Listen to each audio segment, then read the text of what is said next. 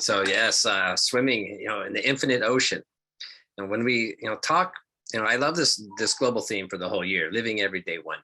That it just invites us to open up into kind of a mindfulness approach of, looking at the world, looking at our experiences from, kind of a beginner's mind, as if we haven't ever, observed very closely before. So when it comes to finances, I have to say, like, this was one of the more challenging topics that's come up for me this year. Well, that's good. Really, that's a great thing because that's the opportunity. So let's just look at like finances. It can kind of be a little bit of a controversial subject.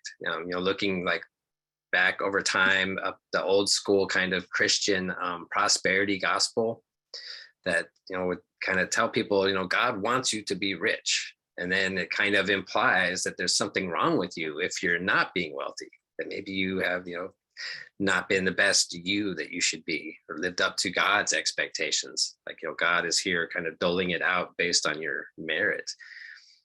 There's also the idea that a lot of people get hung up with around the idea of being spiritual, that somehow that means that you shouldn't have money, that you should be living a life of austerity and just only be living on God.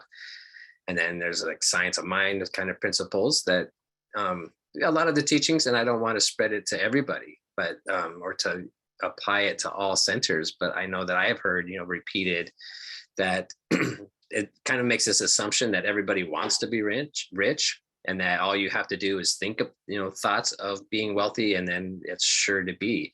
And so that if you're not doing that, then you must be thinking about back. And it kind of creates this blame and shame kind of thing sometimes all around finances, which we know that we are in this infinite sea of the universe, that we really do have everything that we like, but it's become this kind of a charged subject. So I think it's really going to be an interesting month.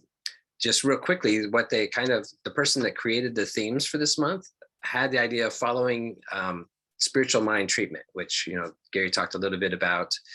And I know, like, if you're not familiar with spiritual mind treatment, it's in Science of Mind, we teach, it's a form, we call it affirmative prayer. It's essentially a formula to create better efficacy of when you pray. It increases the probability if you hit all these elements. So if you're thinking about taking the foundations class with Gary, like, just for that right there, to get really a good grasp around spiritual mind treatment, it's a powerful spiritual tool for creating our reality, for creating our own mindsets. And so I would definitely recommend that. So the first step when we do spiritual mind treatment, there's 5 steps, and it's just to recognize that God is all. And then if God is all, then that means that the second step is that we are that part of that. And then we go into the realization step, which is just demonstrating or speaking in the affirmative as if it's already done, that which we are praying for. And then the last 2 steps are just gratitude, saying thank you, and then release. So this first week, when we look at that, all we're looking at is the idea that God is. God is everything, absolutely everything.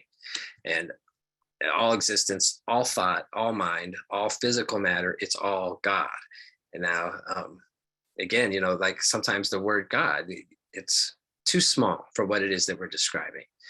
There's been other words that have been used over the time, over eons. Original first cause is one that I like, the Tao, or consciousness. I think consciousness does a pretty good job as well. Divine mind, I think that works. I use the word God, though, quite often, because for me, that's the one that comes closest. So everything began in consciousness, in the consciousness of whatever you call this thing. Ernest Holmes, the founder of the Science of Mind, called it the thing itself. And everything began in that consciousness. So back, in the beginning, when all that existed was helium and hydrogen, these 2 elements that just came out of whatever, that it's just, as if in thought, that then interacted with each other and went on to create stars that then exploded, that, as they were forming and creating heat, they created new elements. And it's just amazing how all this vastness in this universe all came from just, 2 simple elements that, where did those come from? that, really, when we look at the picture of the universe, I don't know who was here. I believe it was a couple months ago when I did a talk, and I had pictures that showed how, like, the universe from like a really far back perspective looks very much like the neural connections that we have in the brain. And so to me, it just really reinforces this idea that it is all mind. So to kind of get a glimpse, just a, it's hard for our human minds to grasp infinity. We don't even, it's so big and out there that, scientists say it's essentially impossible to fully get the full picture. But that being said, I think we can still kind of try. So if Cassie wouldn't mind, I have a video that I thought I would share today that gives us just a little bit of a view of what we're dealing with here in this infinite ocean of the spirit.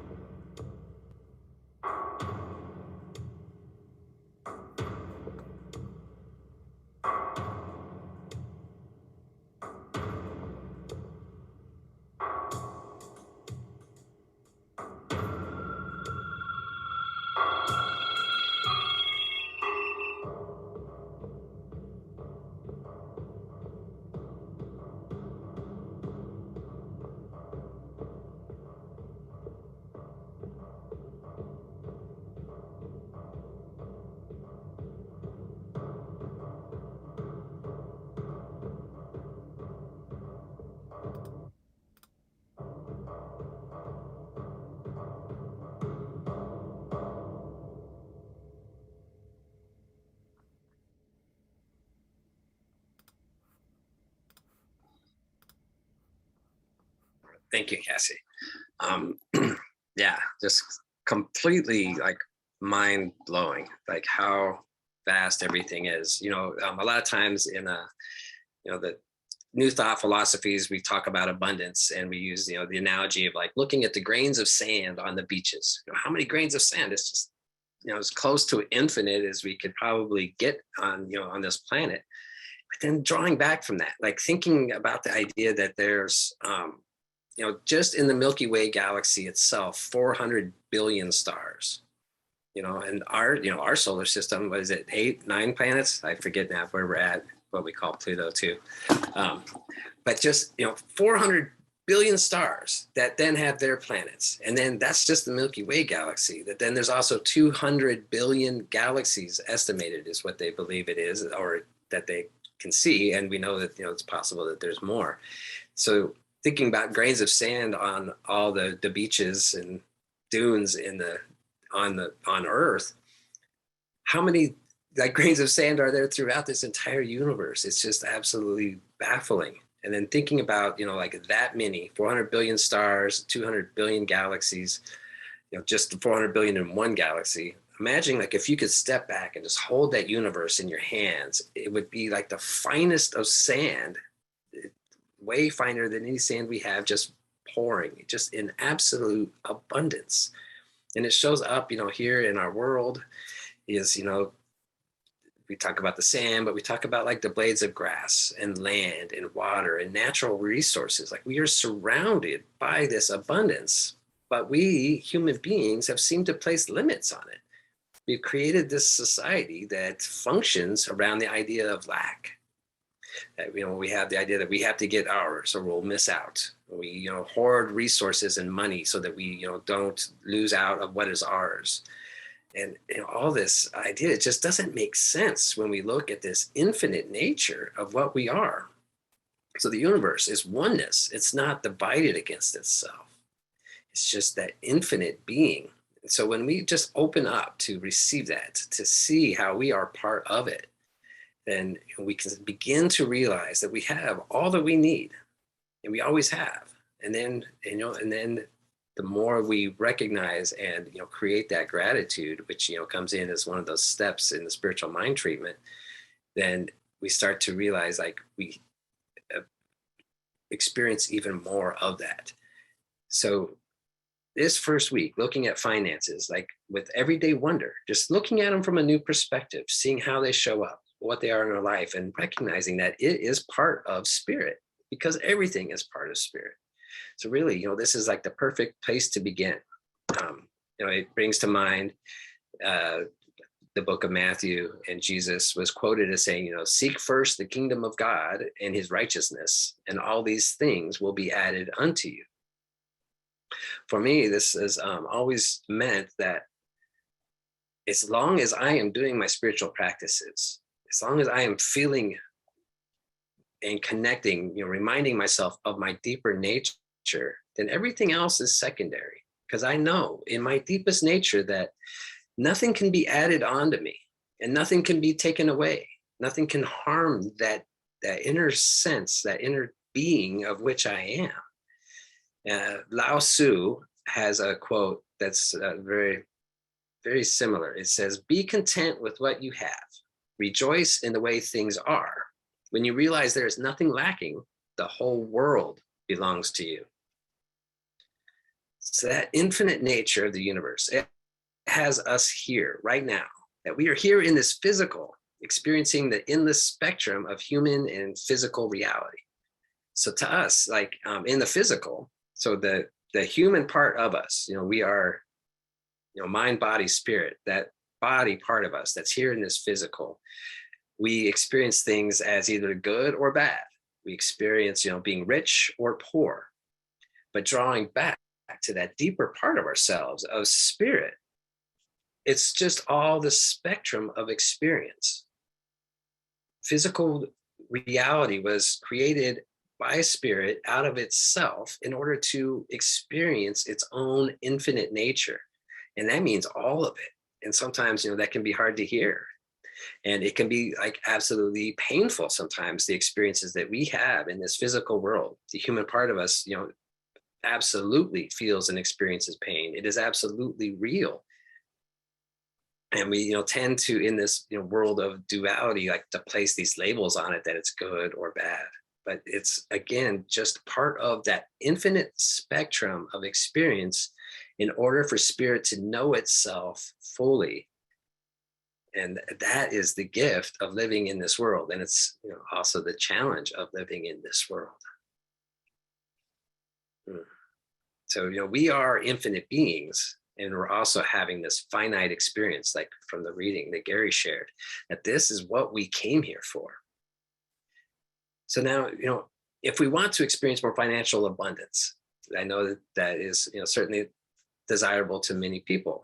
We can increase our probability by the things, that we focus on. because when we talk, everything that's created, everybody that has attracted, financial abundance into their life, it all began in mind in some form or another, whether it's, deciding to go get a job and, finding that avenue, and you had that idea, that mind. Some people have maybe an idea for something that they would like to create, and maybe even like money wasn't the ultimate goal, but they just had that idea that popped into their head that they wanted to share with the world, and through that, attracted that financial wealth. Like, it's out there, it's possible. Everything begins in mind, and that mind is infinite. Like that picture of the universe, how it even like looks like, the neuron cells that we have taken pictures of the human. It's the micro to the macro, that it's all that mind expressing and experiencing. And so ideas are infinite, and they are always there. And so as we tune into this idea and maybe create that intention, then we activate our reticular activating system. So I know I've talked about that before. I'm not going to go into it today, but if you're not familiar with the reticular activating system, it's something, it's a powerful mechanism that our subconscious mind creates.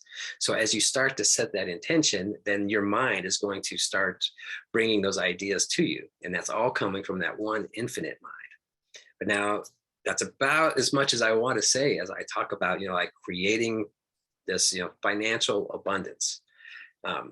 One thing that, one of the risks that we have is we put like such importance on it that's where our happiness is going to come from. It's when I have X amount of dollars, then I will be able to do the things that I want. I'll be able to feel like worthy and, complete.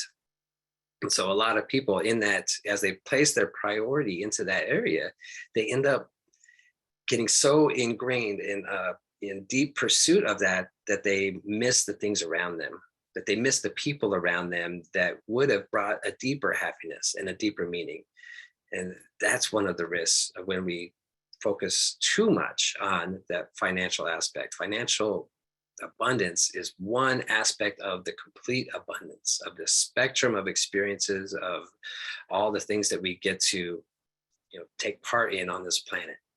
So it brings to mind, there's a Brazilian fisherman's story. This is a classic story about a businessman is on a beach in Brazil, and he sees a fisherman coming in early in the morning, and he's got, a few just beautiful fish, and he sells a couple to the market there on the dock, and then takes a couple with him. And, the businessman stops him. He's like, "Those fish are amazing. Like, how long did it take you to catch them?" He's like, "Oh, just a short while." And so the businessman says, I am I have a master's in business, and I can help teach you how to make, to become successful. Like, if you stayed out there longer, you could catch more of those fish and make more money. And then eventually you could buy a bigger boat and be able to catch even more fish. And the man says, "Okay, and then what?" And he says, "Well, and then you could buy, more boats. And eventually, you can get your offices to where you start your own canning system, you start your own distribution. Like, you can really grow a huge business by doing what you're doing."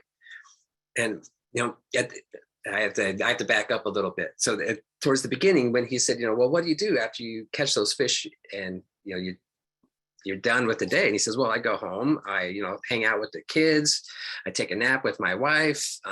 Later I get up and I go into town and I hang out with my buddies, and we play guitar, sing, and dance."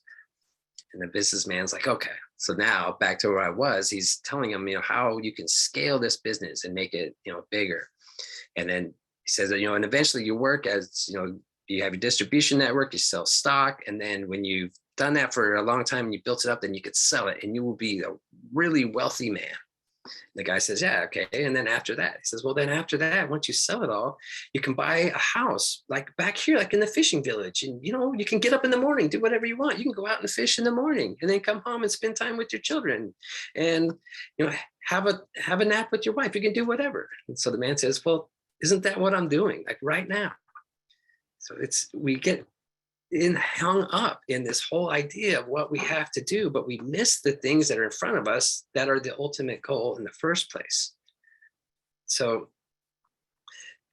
plenty of people in life that have very little money are very rich in spirit and happiness. money is not required for happiness. And then there's lots of people that, of course, have lots of money and then they feel miserable. Maybe they have alienated or lost, become estranged from family because they put too much value on chasing that. So our gift, and that's what we're being called to look at this month as we are, living everyday wonder around the finances, is to recognize that we are already living in an abundant universe. Abundance isn't something that we need to attract to us or need to create. It's just something that exists. And so it's kind of like tuning the dial on the radio. We are tuning in to the abundance that's already all around us. So think about this, like up until now, everything that we've ever needed has been provided. And that doesn't mean that we haven't have faced challenges or had to struggle. We haven't gone through hard times. But everything that we have needed up to this point has been provided. And sure, we worked for it. Or other people, maybe it was given to them, but it has been provided. And the way that we know that is by the fact that we are here. So all of our life, in one way or another, the things that we have needed has been provided by this infinite ocean of abundance. And as we look at the idea of what I believe this whole physical creation is for spirit to experience itself in these little different, and all our individual stories and our individual experiences, that's how spirit knows itself. All experiences are part of that abundance. So when we have experienced challenges to the infinite, that is part of the richness.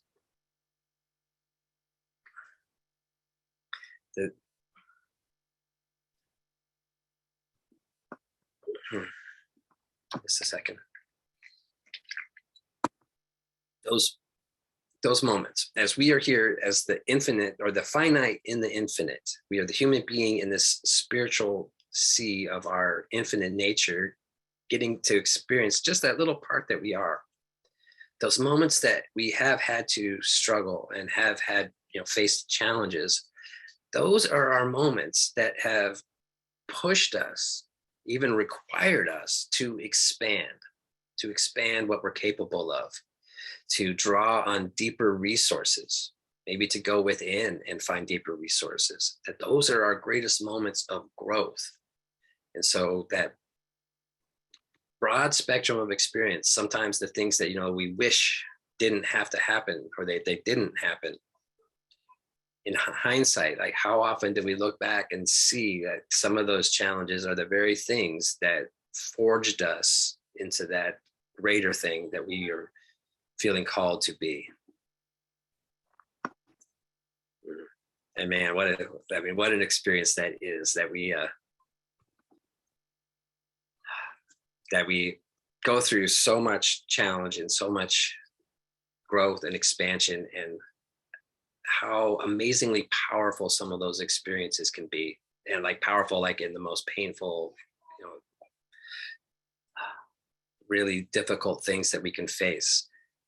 And just experiencing like how vast that can be and how profound. If I can turn myself into this place of everyday wonder, of just experiencing like,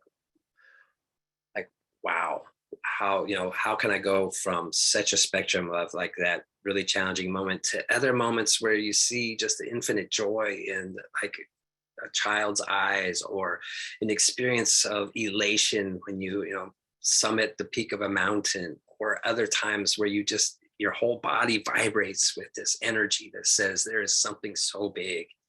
Like, how do we navigate that huge range of emotions and experiences that we're here to take part in? Like, to me, it's just completely reinforcing this idea that it is all abundance, that this is what we're here to share. So this is really our call for this week, for this whole entire month, is just to sit back and open up to witnessing all the ways that the infinite shows up in our lives.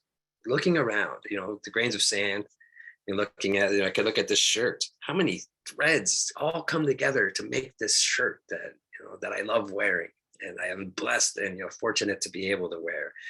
Looking at the infinite nature of laughter, of ideas that can, lift somebody's spirits up by just the words that you say, or, even just a smile on your face. Like, we are surrounded by all this abundance and all this, the ways that spirit shows up. So that is our call this week, this month, is just to really open up and become aware, sit back and look from the outside, in, as if we had an outside perspective of just seeing that everything is spirit. And as we tune into it, recognize it, and have appreciation for how it has always provided, and then know moving forward that it always will, and let go, seeking that kingdom first, and then seeing everything else unfold.